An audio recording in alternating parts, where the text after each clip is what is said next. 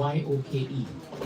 The word yoga is actually a Sanskrit word, and the English word that is derived from yoga is the word yoke. Do you all know what it is to yoke? You won't know if you are not involved with agriculture. When you are tilling the fields and you use the hoe, you are actually yoking the land. So therefore, yoga actually means to connect, to unite. So the real meaning of yoga is to establish a relationship with Krishna. That is the meaning of yoga. There are so many different ways to describe yoga. The yoga that most of you are doing is known as Hatha Yoga, Pranayam, which takes care of the body and which has some effect on the mind. But ultimately, the highest yoga given by the Gita is Bhakti Yoga. Bhakti Yoga is very deep because it just doesn't involve taking care of the body, but it involves engaging all your senses in the service of Krishna. How many senses do we have? 5 senses, right? So it is stated in our scriptures, Sarva Upadi Vinirmuktam. In other words, whatever senses that you have, if you engage them for Krishna, then the result is you are performing yoga. So that is the meaning of yoga. It's very simple, very straightforward, but it means that you have to engage yourself. And that's what you're doing now. You're sitting down, you are engaging your mind in trying to concentrate on what I'm saying. You're engaging your ears in hearing. You're engaging your eyes in seeing the beautiful form of the deity. You will engage your nose in the smell of incense, flowers which are offered to the deity. You have engaged your hands and your legs, more your legs, by either walking here or coming to the house, right? And soon, if you have done something, you probably would have bowed down before Krishna, and that means that you're actually using your whole body to use it for Krishna. So actually, all of us can actually use our senses for Krishna. And the more we use the senses for Krishna, the more peaceful we become. That is the effect of yoga. So I'm very glad that you all are actually doing yoga, and Mataji, I'm very glad that you're engaging them. And that's why we're here. Now, one of the easiest things to do in Bhakti Yoga is to chant Krishna's names. And everybody can sing. You may be shy at first, but I know everyone here can sing. So what we're going to do is, for maybe 5-10 minutes, we will chant Krishna's names. The mantra is very easy. It's Hare Krishna, Krishna Krishna, Hare Hare, Hare Rama, Rama Rama, Hare Hare. All you have to do is, I will chant, and then after that, you chant. Right? And when you chant, I will hear. And when I chant, you will hear. In that way, your mind becomes engaged. You will realize that the only way to engage your mind is to be able to hear attentively. If you're not able to hear attentively, your mind will run everywhere. We could be seated here, we could be adults, we could be children, but your mind may not be here at all. Your mind may be thinking, why am I sitting here? Maybe I should be home. How long is this going to last? So your mind can ask so many questions like that. But it's up to you to keep your mind under control. Okay? Shall we try? Shall we try chanting? Let's chant.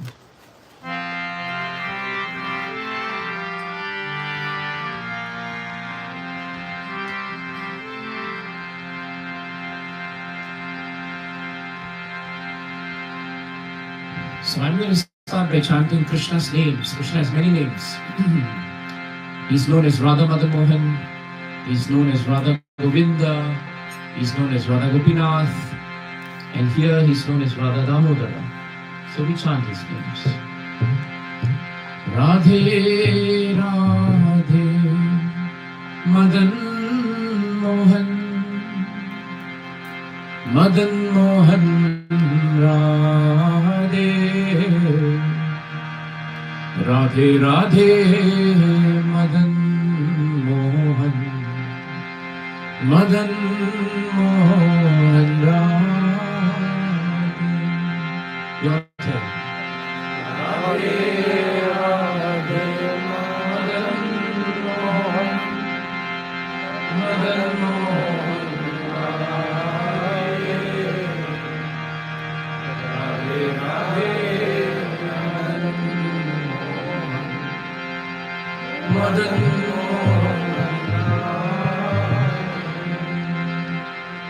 Radhe Radhe Madan Mohan Madan Mohan Radhe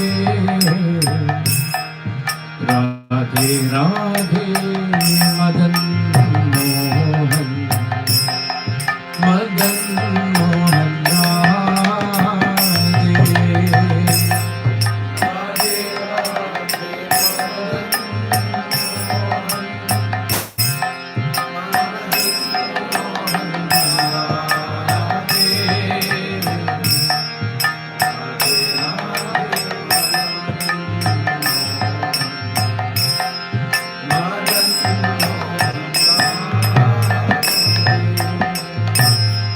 Radhe Radhe Govinda Govinda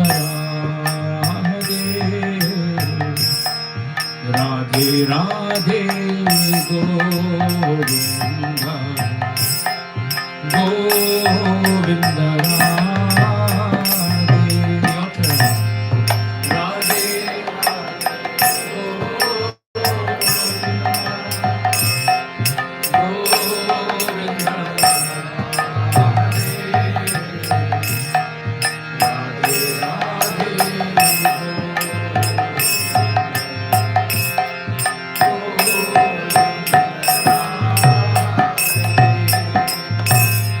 Radhe Radhe Gopinatha Gopinatha Radhe Radhe Radhe Gopinatha Gopinatha Radhe Radhe Radhe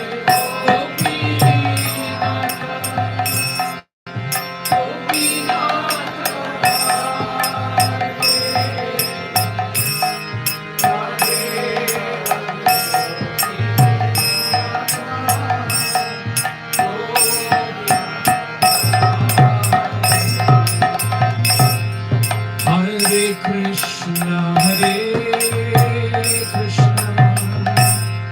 Krishna Krishna Hare Hare Hare Rama Hare Rama Rama Rama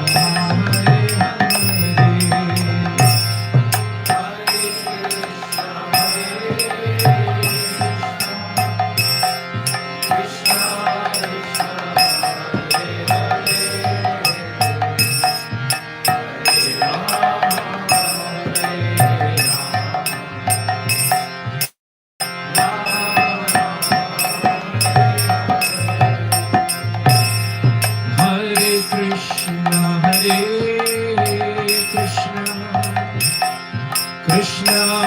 Krishna Hare Hare Hare Rama Hare Rama Rama Rama Hare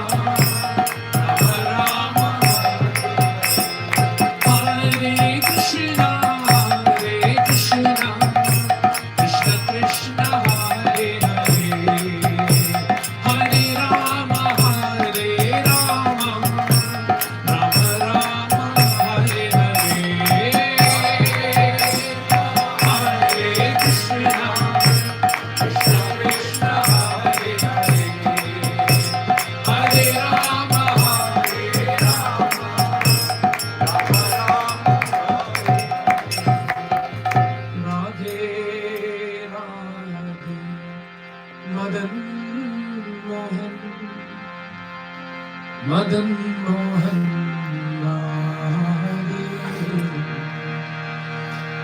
Radhe Radhe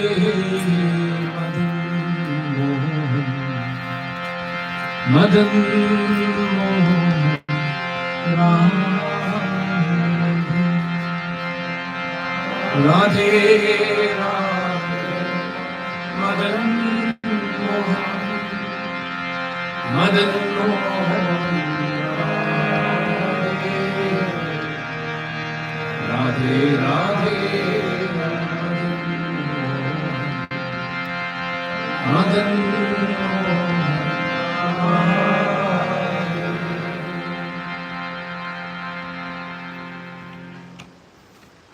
What we chanted is actually known as mantra. And I'm sure you all must have heard of mantra.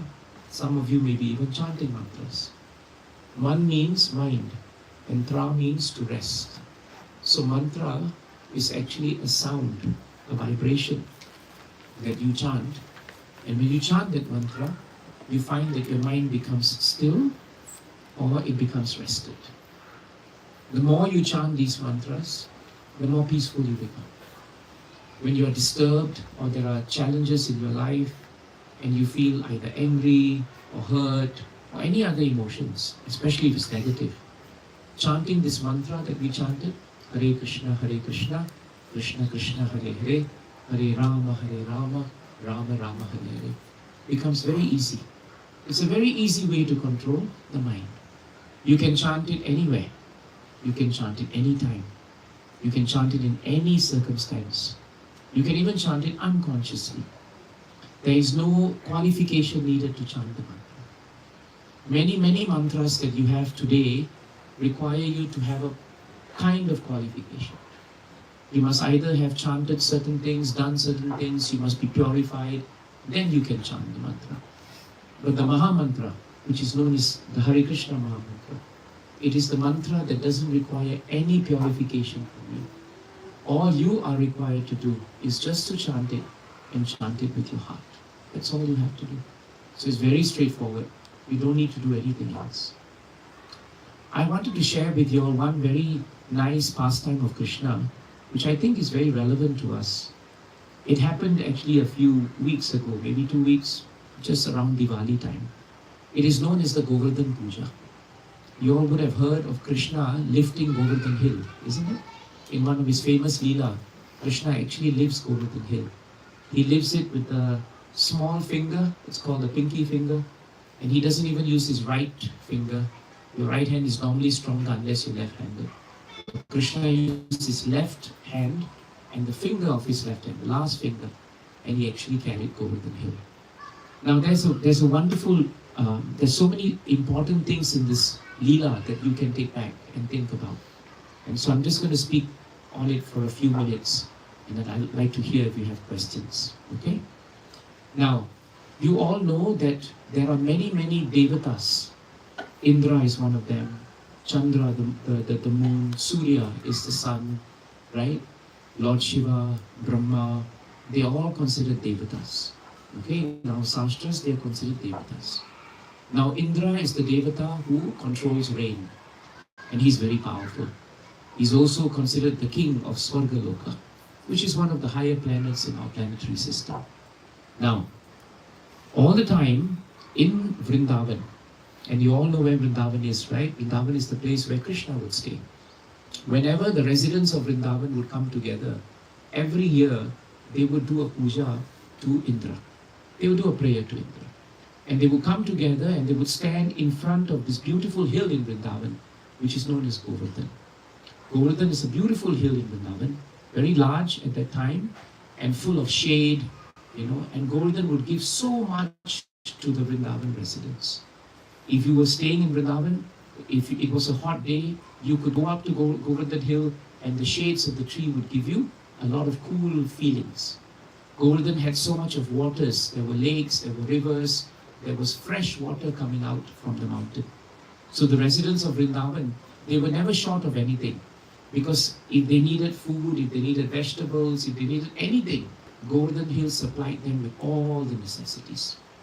And yet when it came to puja, or when it came to prayer, nobody ever thought that we should actually extend the prayer of gratitude to Govardhan. They always thought that that's the nature of the hill. It's supposed to provide us with all this, so let's continue with it. So one day, Krishna's father Nanda Maharaj and the other men, they were all getting ready for a puja that they wanted to do every year for Indra. Why did they do it for Indra? Because they thought that if rains came, then everything would be very fertile. So they were preparing this puja with lots of food, preparations and everything. When Krishna and his good friends, the cowherd boys, the Gopas, they walked by. When Krishna saw them walk, when Krishna saw all this paraphernalia and all these items in front of Govardhan Hill, but it was for Indra, he asked his father, "Father, why are you doing this ceremony? What is the significance of this ceremony?" And Nanda Maharaj said, "Actually, frankly, we don't know the significance of the ceremony, but everyone has been doing this for years, and it is meant to please Indra." So then Krishna asked a very important question. Why should you do something without understanding why you're doing it? In our Vedic tradition, even in Hindus, in Hindu families, very often I'm sure your parents tell you to do something. You have to do this prayer, you have to do that prayer, you have to do this puja, you have to do that puja. But sometimes if you ask them, why am I doing the puja? I hope your parents can answer you. That's an important point. Can they tell you exactly the significance of the puja? Can they tell you why the water is put this way, why the flower is this way, why the puja means this, what is the inner meaning of the puja? If they can't tell you that, then you will be in the same situation as Krishna was. Because Krishna asked the same question to his father. Why are we doing this? And Nanda Maharaj could not reply. He said, we're doing it because we always did it. For our minds, that's not good enough. Just because someone is doing it all the time doesn't mean I have to do it every time, isn't it? I remember when I was young, my father told me you have to take an oil bath when you on the morning of Diwali. So I was afraid. I thought I had to go into the bath with all oil. But he said, no, I'm going to take some oil and put it on your head and rub it. That's your oil bath. So I asked him, why am I doing this? And he could not reply to me.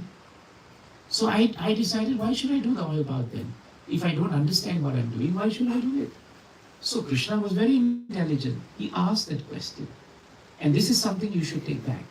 Before you do something that is required, or if it's supposed to be spiritual, you should know why you're doing it. If you don't know why you're doing it, then it is pointless because you never understand the symbolism of it. You know, one time there was a wedding, and you all have been to Indian weddings, right?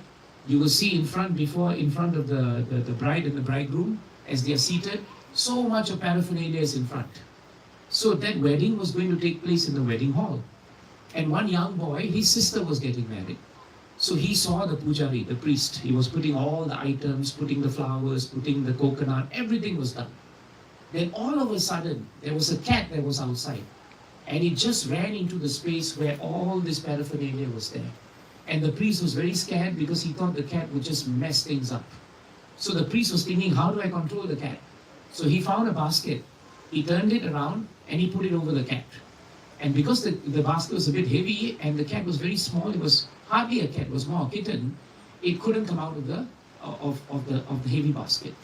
So then the priest just put it aside and the whole wedding continued very nicely. Now the boy saw that and he remembered.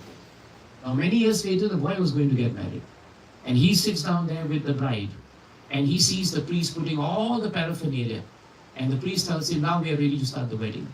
And the boy says, Panditji, we have forgotten the most important item in the wedding.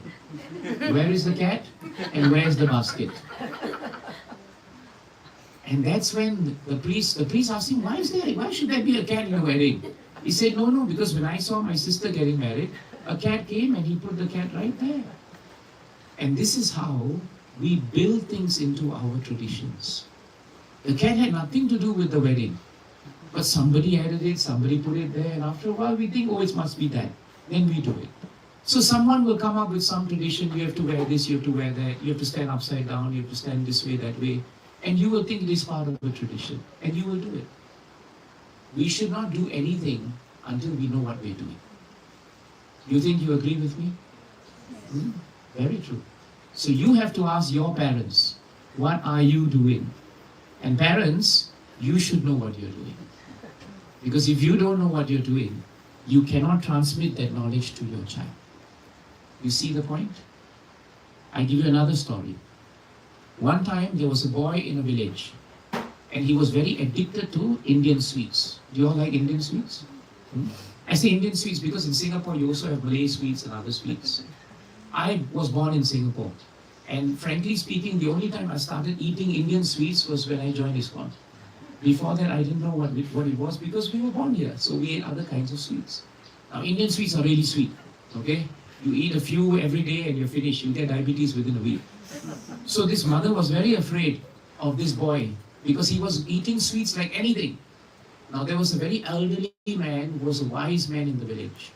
So this mother brought the boy to the man and said, "Dear sir, can you please stop this boy from eating sweets? He's addicted to it." The man thought very carefully and said, "Come back in 2 weeks and I will keep him for 2 weeks, and after that you take him back." So the mother went back for 2 weeks, came back, left the child there. 2 weeks later she comes back, and to her surprise, the child is completely free of his addiction to sweets. So mother is very happy. And mother asked this wise man one question. "Sir, thank you very much for helping me stop his addiction to sweet. But I want to ask you one question. Why is it you took 2 weeks before you saw me? Did you have to do some preparation, some mantra chanting? Did you have to invoke some things? What were you doing? Or were you too busy? Maybe you had appointments every day." And the old man said something very simple. He said, "When you came to ask me to cure him of his addiction to sweets, I told myself I can do it. But I need 2 weeks to cure my addiction to the sweets. And if I can cure my addiction, then I will be able to transmit that knowledge, not by just speaking about it, but because I have experienced it." You see the point? So if you are really practicing something, parents, then your children will know what you are practicing, they will understand what you are practicing, and they will be convinced, or if they're not convinced, at least they will think about it. They will think about it. And that's what happened with me when I was 13, 14 years old. I asked my parents, "Who is Krishna? Why does Krishna do this? Why is it that the Bhagavad Gita says this?" But they couldn't answer. For whatever reasons they could not answer, but they did something very good for me. They bought me the Gita. They said, "I can't answer it, but this can answer it. So you read it." And so I read the Gita, and I read the Bhagavatam, and I read everything. I was a voracious reader because I was searching for knowledge. And when I found out why exactly I'm doing what I'm doing, then I have never stopped doing it. I've never stopped doing it. This is the key to receiving knowledge. And that's why in Govardhan Leela, Krishna asked this question. Krishna is actually God. He's the Supreme Personality of Godhead. But he's teaching us. He's asking Nanda Maharaj, "Why are you doing this?" And they couldn't, because they didn't know why they were doing it. And so then Krishna suggested to them, instead of doing all these paraphernalia and you're doing it for Indra, they said, "I'm just doing it for Indra, because Indra is giving rain." But Krishna had a very good point. He may be giving rain, but rain is coming, right? Not because of Indra. Rain is coming because of the Supreme Personality of Godhead. He is the one who directs everything. Instead of praying to Indra, why don't we take all this paraphernalia and offer our gratitude to Govardhan, the hill? I'm seeing a lot of hills, stones here. Why don't we offer it to Govardhan? Why? Nanda Maharaj said, why? He said, because Govardhan supplies food. He supplies natural minerals. He supplies resources. He gives you shade. Everything you want is with Govardhan. Here we are having someone so precious in our own house, in Vrindavan itself. And we're looking outside to tell the world that someone else is very great. This is the second point of Govardhan Leela that's very important. Sometimes those who are seated next to you, you may see your mother and father every day. And after a while you think, whatever they say is nonsense. Because I know better. And always we come to an age where we think we know better. That's natural. And then we look to everybody else outside and think they know better. But we forget that we will not even be able to think like that if not for the fact that our parents are giving us everything at home. We have a free roof over our heads. Anybody paying rental to your parents? I don't think so, isn't it? They're not asking money from you. They're not calculating, now after everything, when you work, every month you stayed in my house, you have to pay rental. They don't do that. Do they charge you when they put prasadam on your table? They don't do that. They are giving everything. And sometimes after giving everything also, we forget that we can do so many things because our home is very peaceful. So Krishna was saying Don't forget the greatness of someone who is near to you while looking at the greatness of others who are not even in with you. This is a very important lesson for us. And so Nanda Maharaj thought this is very nice. They all became convinced. And Krishna said, Father, if you do this, it will not only please Govardhan, who is a great devotee, but it will also please me. Now for Nanda Maharaj and all the devotees of the Lord, all they wanted to do was to please Krishna. And this should be our mood. Live your life in such a way that you try to please Krishna. But in order to please Krishna, logically, you need to know what pleases Krishna. And the only way to know what pleases Krishna is either you talk to the devotees who are pleasing Krishna, or you read the Gita, where Krishna tells you what pleases him. Then you do that. That's how I started my journey. I wanted to know what pleases Krishna. I found out, and I tried to please him. Sometimes I couldn't, but sometimes I could. And that's how I lived my teenage life. So this is Govardhan. And so Nanda Maharaj took all the paraphernalia, and instead of offering it to Indra, all the residents of Vrindavan offered it in a beautiful grand ceremony to Govardhan. And after a while, when so much food was there and everybody was having a wonderful time appreciating Govardhan, then what happened? Finally, Krishna assumed a very large form, because Krishna is God. And that large form appeared as Govardhan. And Krishna also consumed all the food that was offered. Why? Because whenever we offer anything, we're actually offering it back to our Creator. And Krishna was accepting it. So this is a very important point. Whatever that you do in your life, you start by offering it to Krishna. When you offer it to Krishna, it will come back to you, but it will come back transcendental. That is why sometimes on Diwali day, you notice, sometimes there's a tradition where you take new clothes. Everybody takes new clothes and you put it in front of Krishna. What are you doing? You're actually offering it to Krishna. Whatever that comes that you think is precious, you don't use it first. You offer it to the Lord, because He is the one who is supplying everything. And after that, whatever you take becomes prasad. Just like if you offer some bhoga now, it becomes prasad. So this is what Krishna did. He taught the residents of Vrindavan to be grateful. So let me tell you another takeaway that's important. When we talk about prayer, prayer is nothing else but an expression of gratitude. Please remember that. When you pray to the Lord, you are expressing your gratitude to Him. Otherwise, people think prayer is just a ritual. No. Prayer means, thank you, Krishna, for all that you've given me. Krishna, I'm in a challenging situation, but I know you've got my back, and I have faith in you. And I appreciate that even in this difficult situation, let me find the strength to be able to face it. That's a prayer. So a prayer is not a ritual.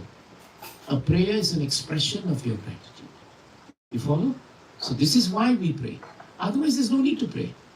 So that's what Nanda Maharaj and all the residents were taught by Krishna. Krishna is God, and yet he appreciated the devotee. Just imagine that. So how important it is for us to appreciate people in our lives. So everybody went back home very happy, and Govardhan was also very happy. But Indra was not happy.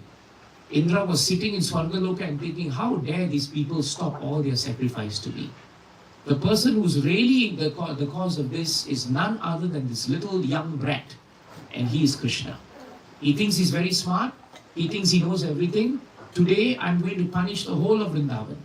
So Indra is the god of rain and thunderstorms. So he called these great clouds, which are known as Samvartaka clouds. And he told them, now I want you to proceed to Vrindavan and pour and cause a deluge of rain, thunderstorm, hail, and everything. Disrupt their lives because of how they have behaved with me. So how did Indra respond? He responded with anger. He did not respond by thinking about why this happened. And this is very important. Whenever we are angry, anger is one letter away from danger. If you look at the word danger, D-A-N-G-E-R, you take out D and you have anger. Anger is one letter away from danger. Those who are angry, they think that their anger will be powerful. But actually, their anger is dangerous to them, not to anyone else. And so Indra came, and Vrindavan was filled with floods. So much water was there. The residents of Vrindavan were afraid, because they were thinking, why is this happening? All the clouds came and poured so much rain that entirely the whole Vrindavan was threatened to be completely flooded. It was underwater. Practically all the residents then ran to who? They ran to Krishna. Because Krishna is the source of their protection. And they call Krishna, Krishna Mahabaho. That means one who's mighty armed. Only Krishna is the one who's really strong. So they ran to Krishna and said, Krishna, save us. Did the residents blame Krishna, because of you now Indra is pouring rain, it's all your fault? They didn't do that because they had faith in Krishna. When you are in difficult times, don't blame God. And please don't blame other people next to you. We should look to ourselves. And instead of wasting our energy blaming people, a smart person in this world is constructive about challenges. We go to the source of all our strength, and that's Krishna. That's why when devotees are faced with difficult situation, they increase their chanting. They don't decrease their chanting. You see? They spend more time remembering Krishna. And so the residents went to Krishna. And Krishna said, never fear. And he thought to himself, today I will do two things at the same time. And only Krishna can do two things at the same time. We are all multitaskers, that's true. But our multitasking is nothing compared to Krishna. Krishna said, I will do two things. One, I will protect the residents of Vrindavan. And I will glorify Govardhan. Sorry, he did three things. I will protect the residents of Vrindavan. I will glorify Govardhan. And I will smash the pride of Indra. Now, Indra was also a devotee of Krishna. But sometimes the problem with us is, we may think I'm a great devotee. Sometimes I may be wearing dhoti, kurta, tilak, and I may think I'm a great devotee. And when that happens, it is Krishna's duty to cut down my pride. Sometimes our parents tell us, right, hey, don't be so proud of what you've done. You better be on the ground. We think, what are you saying? I'm very great. But they are giving us good advice because Krishna was doing the same thing. He was checking people's pride. And so what did Krishna do? Krishna ran all the way to Govardhan Hill. And there he picked up Govardhan Hill. Because he's Krishna. He's the Supreme Personality of Godhead. He appeared in Vrindavan as a little boy, but he's God. And therefore he lifted Vrindavan Hill. And he lifted Vrindavan Hill on his little pinky finger. And why did Krishna do this? He did this actually because it was always Govardhan, the hill. Govardhan always wanted to be touched and blessed by Krishna. You know, when you're a devotee, you always want the blessings of the Lord. And so when Krishna lifted Govardhan, Bhagavatam tells us that Govardhan became ecstatic. Ecstatic. Then Krishna said, call everyone and come under Govardhan. And so they all came. Now you may ask, how can the whole of Vrindavan fit under Govardhan? Krishna is very powerful. He's known as Yogeshwar. He's the master of mystic. It is stated that when Krishna touched Govardhan, Govardhan became so ecstatic that he had the potency to shelter everyone. Everyone. So not only did human beings, the Vrindavan residents come, the cows, the calves, the peacocks, all the even snakes, they all came. They were all on Govardhan Hill, but they came down. And they came under the shelter of Krishna.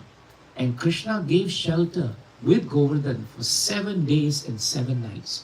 The rains never stopped. Indra kept pounding Govardhan. But Govardhan was touched by Krishna. And therefore, even the lightning that was hitting on Govardhan was like a garland of flowers that you throw on someone. If I threw a garland of flowers at you, would you just fall down and faint? No, isn't it? It's just a garland. It's nothing actually. So for Govardhan, the lightning was like garlands touching him because Krishna was touching him. This is a very deep significance. If you are at any point of your life connected to Krishna, any point of life, how do you connect to Krishna? You can pray to Krishna. You can read about Krishna. You can sing Krishna's names. So many different ways. You can cook for Krishna. Any of these ways, if you do that same thing, that same chanting of Krishna's names, is actually the touching of Krishna's finger on Govardhan. So all we have to do is somehow or another connect with Krishna. That's all you have to do. And when you're connected to Krishna, because Krishna is the powerhouse, the storage house of energy, He will give you the energy. He will give you the energy. Do you think these lights are running on their own? They're not.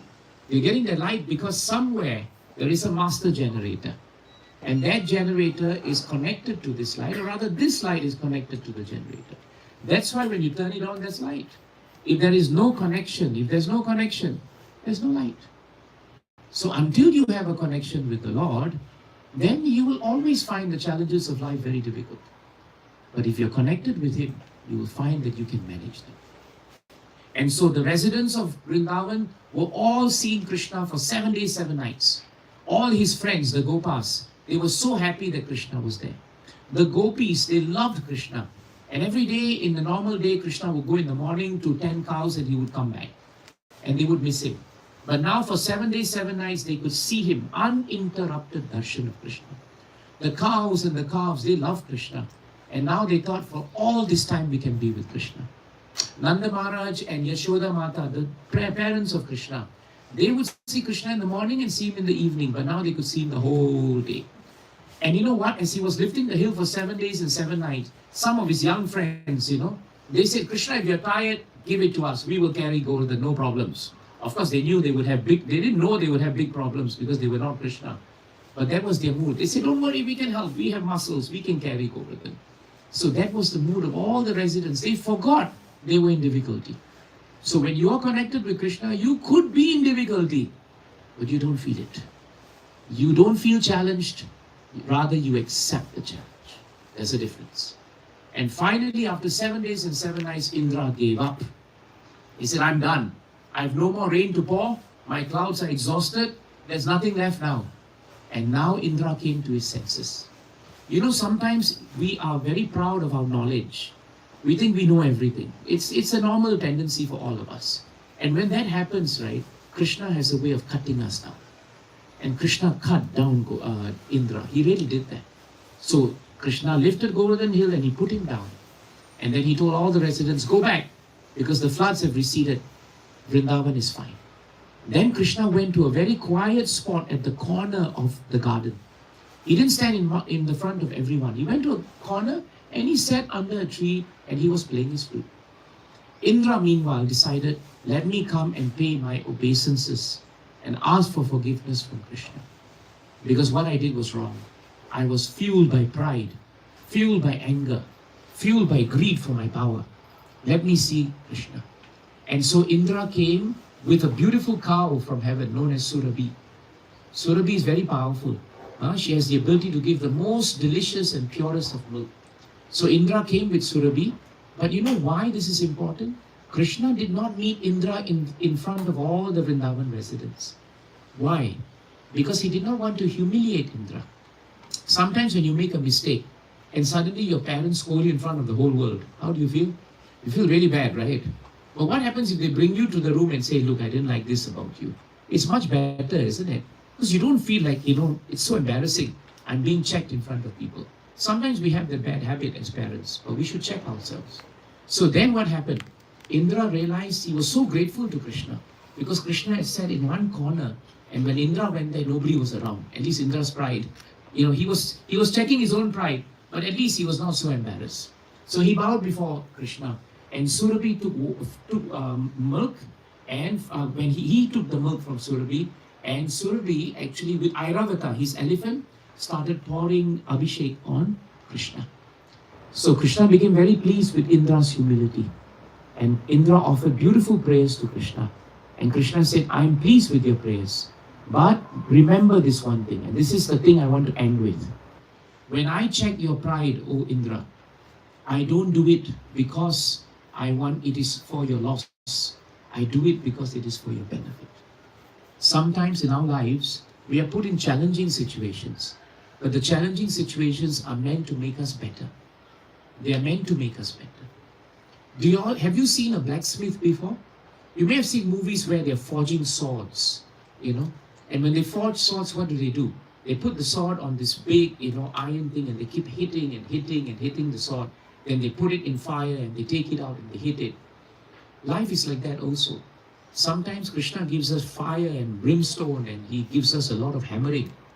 But that is meant to change us, to make us better, to stop some pride in us, and to make us better devotees. So when Krishna does that, there is no harm in that. It is like a father or a mother who sometimes has to discipline a child. No matter how old we are, I'm now 55. When I appear before my parents who are 83 and 85, sometimes my parents will tell me, no, what are you doing? You shouldn't have done that. I can't tell them I'm a 55-year-old man. You don't have to tell me that. To my parents, I will always be a young boy. right? And they have the right to tell me that. So we, children, you must play your role, but you must also know that your parents play a role. And more important than all of that, you must never do something without knowing why you're doing it. And that is why Bhagavad Gita and our spiritual life has the answers to everything. Everything. There is a symbolism and a meaning behind everything we do. And that is why I became satisfied that this is my path. Because I will not do something like I'm shooting in the dark. I will know exactly why I'm doing it, and that's what I'm doing. And Govardhan became very peaceful. Indra became very peaceful. The Vrindavan residents became very peaceful. And I hope you all are also very peaceful. All good? Okay. Now, are there any questions? Yes. Why did he use his pinky? Why did he Use his pinky finger. use his what? Pinky finger. Why did he use his pinky finger? The Shastras tell us that the pinky finger is traditionally the weakest finger to use. Right? It's the weakest finger. It's the one that's most difficult. But God shows us that there's nothing about him that is weak. And therefore it is a display of extraordinary strength. It's a display of extraordinary power. That even a little part of the Lord is so powerful that he can do enormous feats of strength. That is why Krishna used the left hand and the left pinky finger. Good question. What else? Yes. How about Rama? How? How about Rama? How about Rama? What about Rama? Is he also part of this? Is he also part? Lord Ram is considered to be an incarnation of Krishna. Avatar. Avatar. So Krishna very often takes avatars in different times of the world, in different historical times of the world, to perform certain things. Lord Ram's duty is not different from Krishna. Lord Ram's duty was to show the world how to behave like a perfect king, how to behave like a perfect leader. Lord Ram was put in so much challenging situations. If you remember, he was supposed to become king. He was banished by his stepmother. But even though he was banished and he spent 14 years in exile, and it was a very difficult time for him, yet he never lost faith. He was very calm and equipoised. And finally, even when his wife Sita was kidnapped, he never gave up on finding her. And he rescued her back, and he vanquished the demon Ravana. The demon Ravana stands for greed. The demon Ravana stands for this idea that we take something that doesn't belong to us. Sita never belonged to Ravana, but he thought it belonged to him. And we must also be careful. Sometimes we think this belongs to me, but actually nothing belongs to us. If it belongs to you, at the time you die, you should take it with you. Or at the time when you're born, you should have it with you. But if nothing is there, then everything we have is on borrowed time. It will come, it will go. Is that helpful? Yeah? Good. Anybody else? Feel free. The three of you there are discussing. Someone wants to ask? All good? Would you take back this Leela and think about it? You think it's worth thinking about? Let me ask you one question. I'm going to ask you a question. If you were to take back something today, what would you take back? Anything. Can be one line, one sentence, one word. What would you take back? Yes. Knowledge. How important knowledge is? Or would you take back the knowledge? Yeah. Okay, yeah, that's very important. Very important. What else what's your takeaway from today? What's your takeaway? Anyone? Parents included. Chanting. Chanting, yes. The importance of chanting. It's so easy to do it. If you chant, right, you don't have to do a yajna here. When you want to do a yajna, you know how it is done. You have so many paraphernalia. You need to start a fire. That also becomes a problem. I remember we went to one house and we had a fire. There was a fire sacrifice going on and the fire started. Suddenly smoke was going out. Neighbors thought, house is on fire. And then as the fire was finishing, the SCDF comes, firemen, they all come. Because they thought there's a fire to put out. We showed them there was no fire, it was prayer. So in Singapore, fire itself is not easy to do. But nobody is going to shout today if you chant Krishna's names. It's so easy. You can do it after you study, in the morning while you wake up, any time you can chant Krishna's names. Okay? Let that be the big takeaway. Thank you, Mataji, for that. Anybody else? I think I like the point though which you said. When you are connected to Krishna, you don't feel challenged whether you accept the challenge. When you're connected to Krishna, you don't feel challenged. You accept the challenge. Why? Because you have Krishna with you. Yeah. That changes the entire mindset how we deal Yeah, with the that situation. changes our mindset. So do that. And remember, Krishna was very smart. He asked questions, and you should keep asking questions. Always ask, why must we do something? Okay? And there's always an answer for it. If there's no answer for it, then you have to think about why you're doing it. And if you have a question that cannot be answered, let me know. I will try my best to answer it. Okay? I will try. I cannot promise you, but I can try. Now, shall we chant Krishna's names again and end our program? Prabhu, what are we? Are we doing chanting of the Maha Mantra? You're going to light lamps? Yeah. Oh, you're going to light lamps. Okay, fine. We're going to light lamps. So then they must sing Damodar Ashtakam, right? Yeah. Okay, do you all have your phones with you? It's a stupid question, but you have your phones with you. Now do one thing. Go to your phone now. You can use your phone and you can Google Damodar Ashtakam. Okay? Damodar Ashtakam. You know how to spell Damodar, right? D-A-M-O-D-A-R, and then you just put Ashtakam. A-A-A-S-T-A-A-M. Now that's what we are going to sing now. Oh, the lamps are all here. I was thinking where they are. Now what we're going to do is, this song, this Ashtakam is very auspicious because it speaks about the Leela where Mother Yashoda tied Krishna to the rope, to the mota. So we're going to chant this Ashtakam and chant Hare Krishna Maha Mantra. Each one of you is going to come forward, light a lamp for Krishna. Now you're going to ask me, why must I light a lamp, right? The lamp, the light of the lamp symbolizes the light of knowledge. We are all in the darkness of ignorance because we don't know what we are doing and why we are doing it. But when we light a lamp and offer it to Krishna, our prayer is, Krishna, please give me the right knowledge to understand what I'm doing and how I can worship you. That's your prayer. Fair enough? Let's start. Namah Vishwaram Sachidananda Rupam Lasat Kundalam Gokule Brajamanam. Your turn.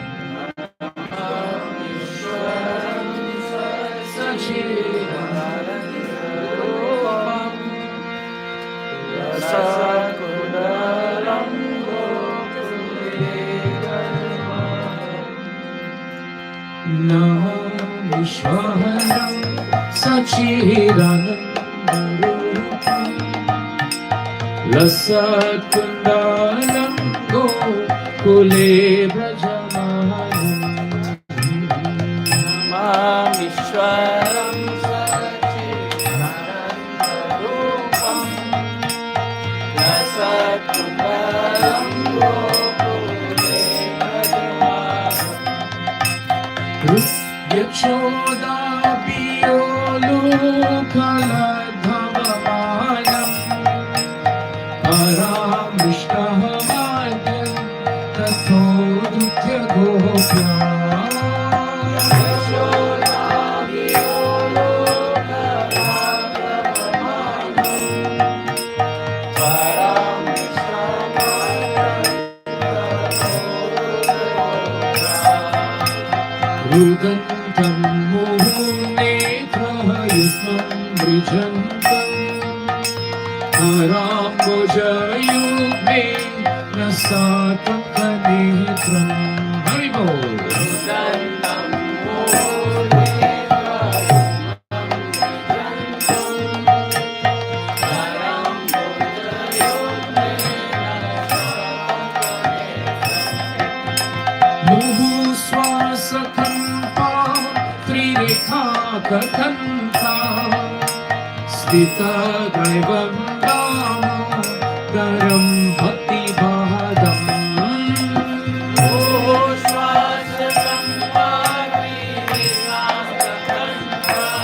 Hari Hari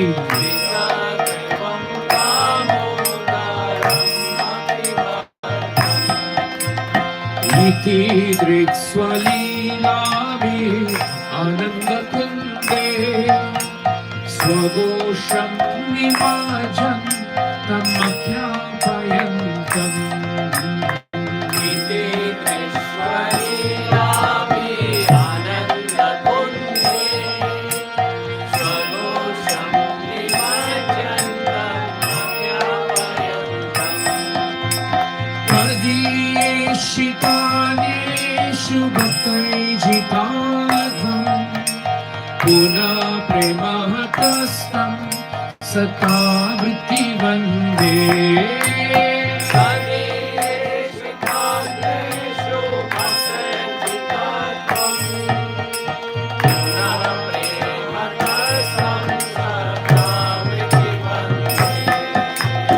वरं देवः मोक्षं नः मोक्षवदिं वा गच्छान्यं वृणेऽहं वरिषादपीह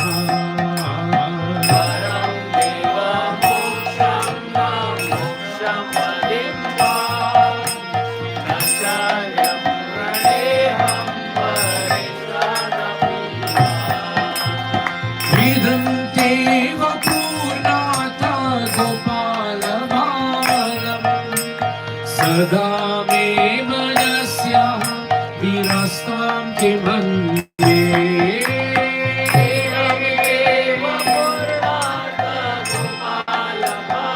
जय बालगोपाल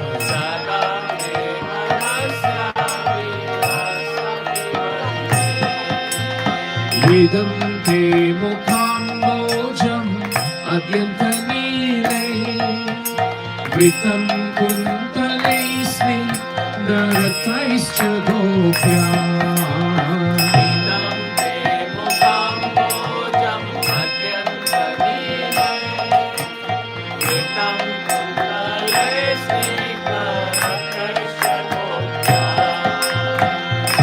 मुहुश्चुम्बितं बिम्बारतादरं मे मनस्या विलास्ता अलं लक्ष्यलाभे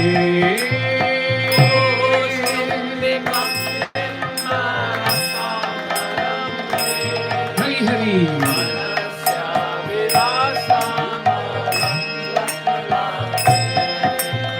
नमो देव दामोदर अनंत विष्णु प्रसीदा प्रभो दुःखजलाभिमग्नम्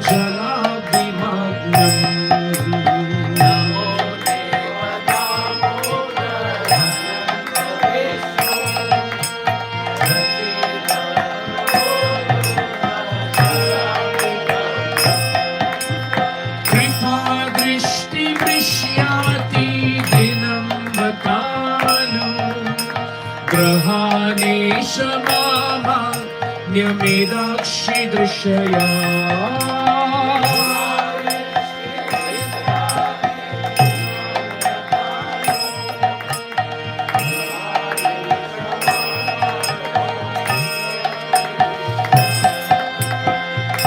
कुबेरात्मजो बाद्धः मुख्यवयाद्वा त्वया मोचितो भक्तिभजौ कृतौ च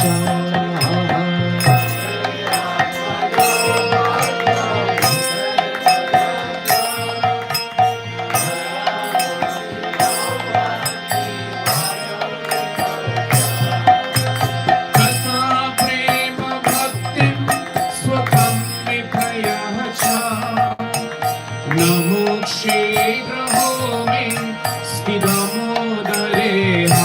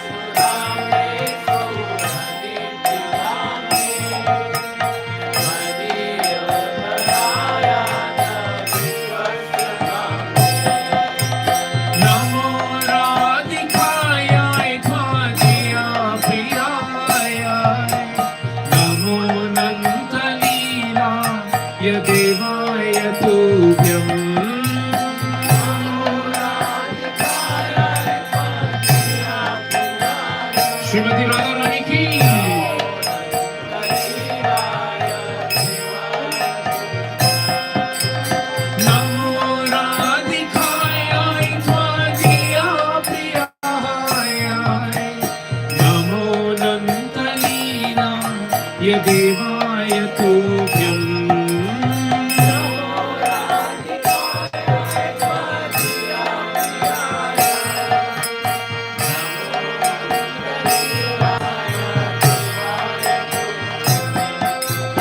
Hare Krishna, Hare Krishna, Krishna Krishna, Hare Hare, Hare Rama, Hare Rama, Rama Rama, Hare Hare, Hare Bol. Hare Krishna, Krishna Krishna, Hare Hare, Hare Rama, Hare Rama, Rama Rama, Hare Krishna, Hare Krishna, Krishna Krishna, Hare Hare, Hare Rama, Hare Rama, Rama Rama,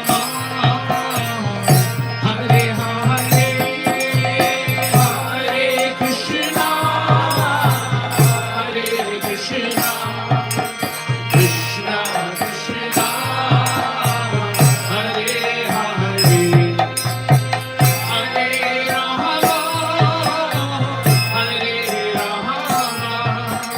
Hare Rama, Rama Rama, Hare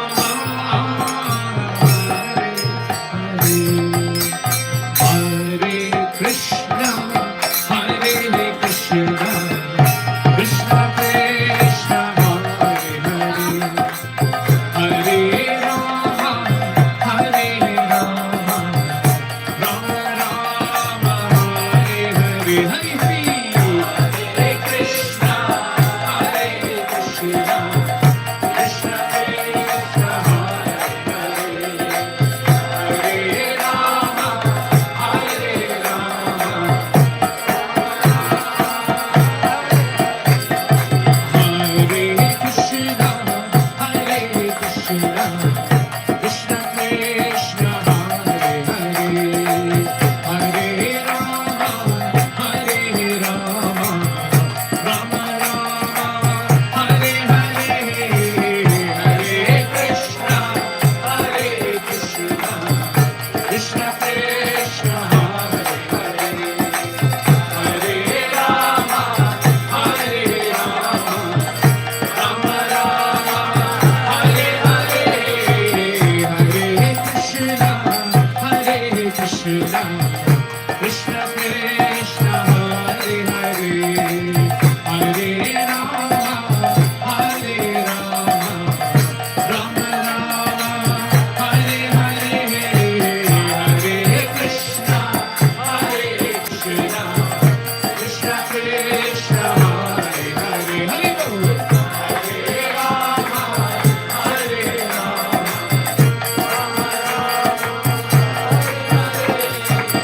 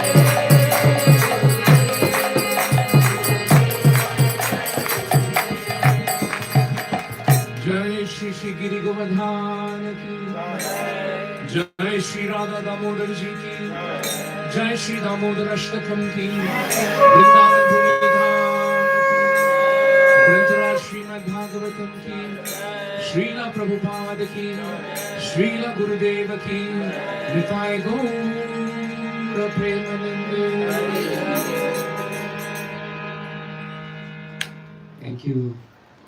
Thank you very much, Mataji. Thank you so Because much. of you,